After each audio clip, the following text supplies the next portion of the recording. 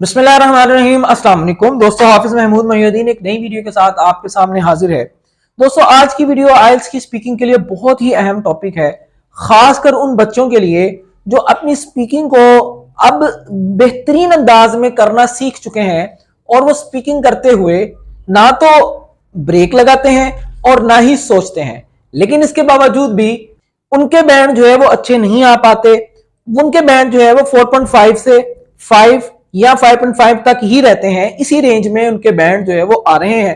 तो आज की वीडियो है, हम ऐसे फिक्रात के बारे में तज़किरा करेंगे, डिस्कस करेंगे जिनको जानना आइल्स की 6.5 बैंड लेने के लिए या ऊपर बैंड लेने के लिए इनको जानना इंतहाई जरूरी है।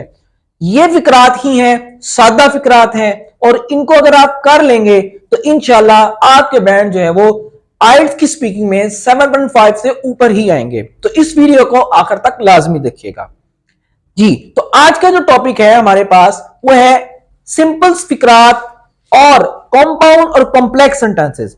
अब यहां पे सवाल ये है कि सिंपल और कंपाउंड कॉम्प्लेक्स सेंटेंसेस होते क्या हैं।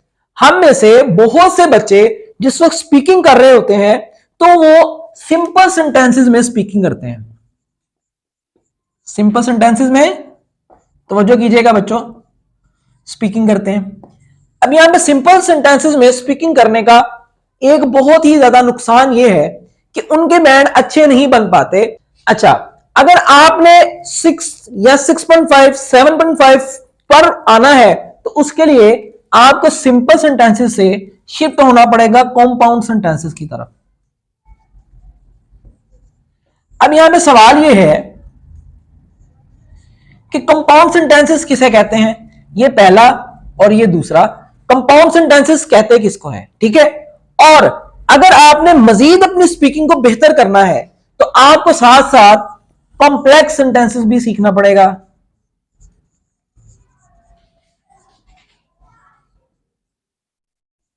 अब सवाल यह है कि सिंपल सेंटेंसेस, कंपाउंड सेंटेंसेस और कॉम्प्लेक्स सेंटेंसेस होता क्या है। आज की वीडियो में बहुत ही इंपॉर्टेंट पॉइंट मैं आपसे डिस्कस करूंगा और बहुत ही सादा अंदाज में कुछ ही मिनट्स में मैं इंशाल्लाह इस टॉपिक को आप पर वाज़िया कर दूंगा। लेकिन इसको करने से पहले एक एग्जांपल मैं आपके सामने रख रहा हूं और आप उसको देखें और फिर बढ़ते हैं अपने टॉपिक की तरफ। तो एग्जांपल कुछ यूं है, जब भी मैं बच्चों से उनकी डेली रूटीन के बारे में पूछता हूं तो वो कुछ यूं अपनी डेली रूटीन बताते हैं। First of all, sir, I get up early in the morning and I go to the washroom and take a shower and brush my teeth, comb my hair, and also go to the park for exercise. And then I come back to my home. ये छोटी सी example मैंने आपके सामने रखी है। अगर आपने गौर किया हो तो इस एग्जांपल में जो है एक मिस्टेक है कि जिसका इस्तेमाल ज्यादा किया जा रहा है वो दरअसल एक लफ्ज एंड है, या ज्यादा से ज्यादा बच्चे भी एंड के अलावा आफ्टर दैट या नेक्स्ट टू या देन का इस्तेमाल करेंगे। इसके अलावा कोई भी उनको इस्तेमाल नहीं पता होगा। देखिए, अगर आपको अपनी स्पीकिंग को बेहतरीन करना है तो जो दो सेंटेंसेस को मिलाने वाले अल्फाज हैं उनको ज्यादा से ज्यादा सीखिए, क्योंकि आपको दो सेंटेंसेस को मिलाने वाले अल्फाज जिनको हम लिंकिंग वर्ड कहते हैं, अगर आप उनको ज्यादा से ज्यादा सीख लेंगे तो होगा क्या, अल्टीमेटली खुद ब खुद आइडियाज जनरेट होंगे और आपकी स्पीकिंग बेहतरीन कंसिडर की जाएगी। तो अगर आप एंड देन को इस्तेमाल कर करके अक चुके हैं और आप चाहते हैं कि आप अपने दो फिक्रात को जोड़ने के लिए आपके पास मजीद अल्फाज होने चाहिए, तो ये वो अल्फाज हैं जिनको करना इंतहाई अहम है। सबसे पहले अगर टेबल 1 की तरफ हम फोकस करें तो टेबल 1 पे हमारे पास पहला लफ्ज है फॉर। ये भी एक लिंकिंग वर्ड है और इसको एक्चुअली हम कहते हैं कोऑर्डिनेटिंग कंजक्शन। कोऑर्डिनेटिंग कंजक्शन, और ये कंजक्शंस ही होती हैं, लिंकिंग वर्ड्स को हम कंजक्शंस कहते हैं।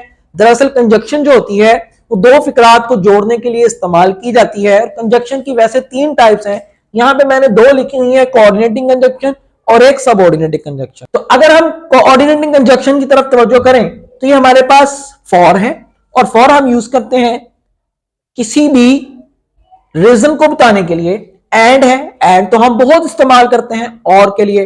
फॉर एग्जाम्पल, अगर आपके सामने मैं एक एग्जाम्पल रखूं एंड को लेकर हम कहते हैं कि my wife is a doctor, I am a teacher.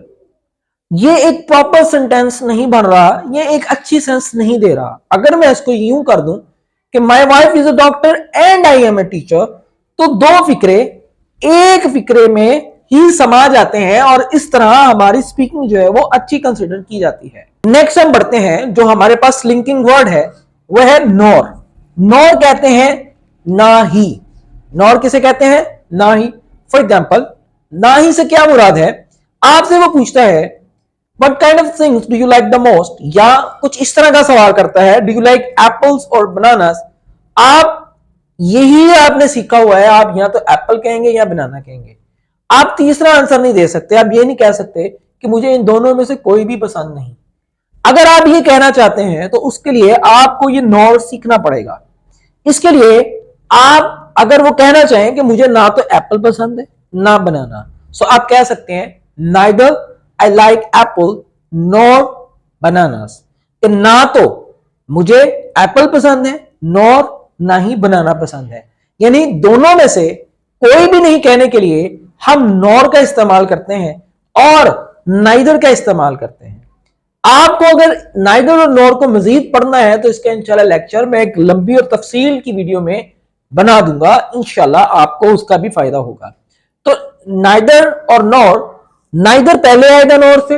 Neither I like Apple nor bananas. ना तो मैं एप्पल्स को लाइक करता हूं ना मैं बनाना को लाइक करता हूं। नेक्स्ट लिंकिंग वर्ड हमारे पास है बट।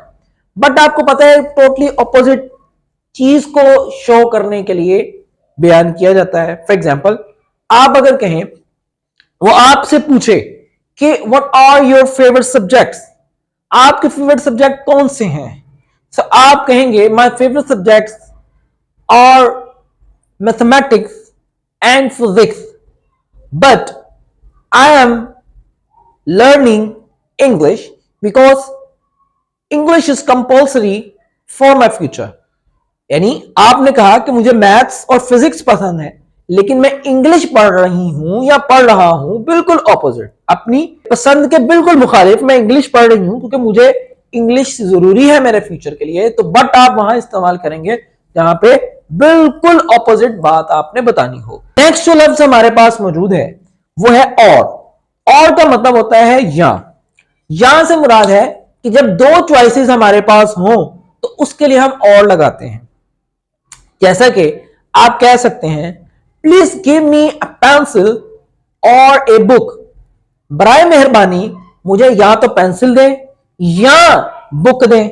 अगर आप अपने फिक्रे में प्रॉपर और का इस्तेमाल करेंगे तो यह भी एक लिंकिंग वर्ड कंसीडर किया जाएगा दो फिक्रात के दरमियान में।